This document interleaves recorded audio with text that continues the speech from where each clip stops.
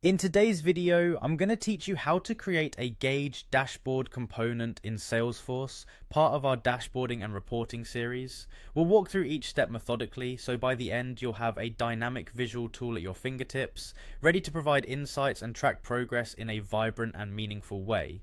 First things first, you'll want to open Salesforce and head to the app launcher.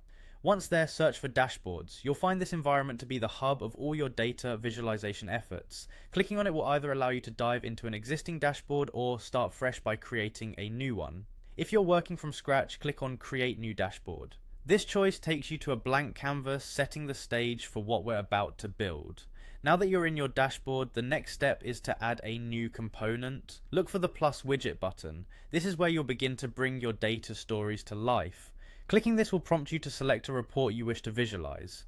Choose the report that contains the data you need for the gauge and then click Select. This action sets the wheels in motion for customizing your gauge.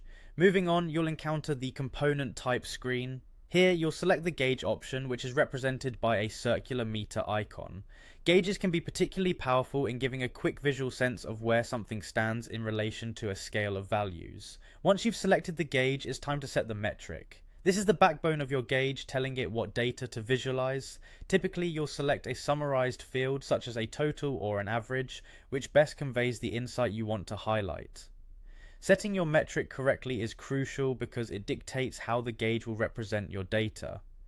Next, we'll define the segments or thresholds within your gauge. Think of these as the colored zones that indicate performance levels: low, medium, and high. For example, you might set red to represent values ranging from 0 to 30, yellow for values from 31 to 70, and green for 71 to 100. Defining these segments helps you quickly assess whether your performance metrics are on track, at risk, or lagging. With all the details in place, click Add. This action incorporates the gauge into your dashboard, providing a real-time visual representation of your selected metrics. Finally, remember to click Save to keep all your hard work intact. This crucial step ensures that your newly added gauge component is ready for ongoing use and demonstration. And there you have it, a gauge dashboard component in Salesforce ready to deliver insights at a glance. This tool can dramatically enhance how you interpret your data and make data-driven decisions. Thanks for joining me today, and be sure to check out other parts of our dashboarding and reporting series for more tips and tricks. See you in the next video.